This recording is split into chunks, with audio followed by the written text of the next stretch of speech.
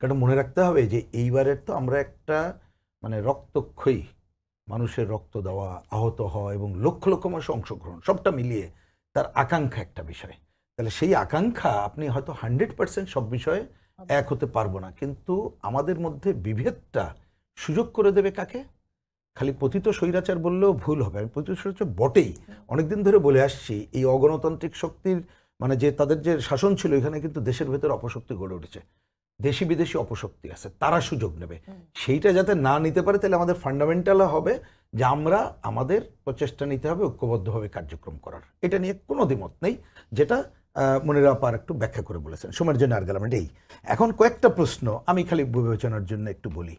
দেখুন, এই যে নামের বিষয়টা, এটা একটু পরিষ্কার করি। যেমন আমাদের দলের দিক থেকে একটু পজিশন আমি জানিয়ে রাখি, যখন এর আগে হাসিনা সরকার নাম চেয়েছিল, আমরা কিন্তু নাম দেইনি। আমরা বলছিলাম যে আমরা নাম দিচ্ছি না। এবার কি আপনারা অংশ নিয়েছেন? আমি আসছি, কথাটা একটু বোঝার জন্য বলি, কারণ যার যার দলের পজিশন পরিষ্কার থাকা দরকার। আমরা তখন বলেছিলাম যে দুইটা কারণে নাম দিতে চাই না। এক নম্বরের সময় হাসিনারা বলে নাম দিলে ওরা যা ঠিক করবে তাই হবে, দরকার কি? আর দুই নম্বর, নাম দেওয়ার ক্ষেত্রে প্রবলেম আছে। এখন আমরা মনে করি সেটা এখন রিলেভেন্ট করবেন।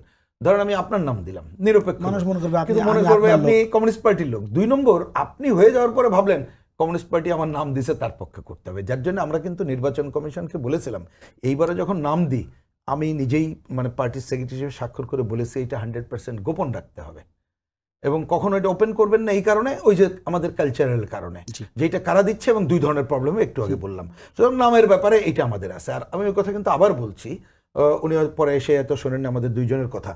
সার্চ কমিটির বাইরে এই যে কিন্তু আমাদের সংস্কার আলোচনাই ছিল, এগুলো আরো স্বচ্ছ করার। আগেও বলেছে, খালি রিপিট করলাম এইটা। এখন আর দুই তিনটা প্রশ্ন একটু রাখতে হবে। একটা হচ্ছে, যেমন ধরেন নাগরিক কমিটি, তাদের সাথে আমাদের যে যখন কথা হয়েছে, তখন তারা তো 5টা পয়েন্ট বলেছে এবং সেইটা আসলেই অনেক ডিফারেন্স, মানে পুরোটাই সামগ্রিক চেঞ্জ। এখন সেইটার তো পথ দুইটা আছে, ঐক্যবদ্ধভাবে করতে হবে, ঐক্যমতের ভিত্তিতে অন্তর্বিষয় করবে, অথবা ভোটে এখন এই জায়গায় ঐক্যমতে পৌঁছানোর কোনো ব্যাপার আছে? আমি আসছি, সেটা আমি শেষে আসি। ওটা এই এক কথা না বুঝলে বোঝা যাবে না। তাহলে তাদের সাথে তো কতগুলো পয়েন্টে আমি বলবো শার্প ডিভিশন হয়ে আছে পলিটিক্যাল পার্টি। যেমন ধরেন, তারা বলছে সংবিধানের একেবারেই নাকচ করে দেওয়া। এবং একটা জিনিস হয়তো এখন সুযোগ হবে না বলি, আপনি 90-এর সেটেলমেন্ট ডিফারেন্ট জিনিস, 24-এর সেটেলমেন্ট তো আমরা আসি কি আছি এটা, কিন্তু 71-এর সেটেলমেন্ট 90-54 এটা মেলানো আমরা কারেক্ট মনে করি না।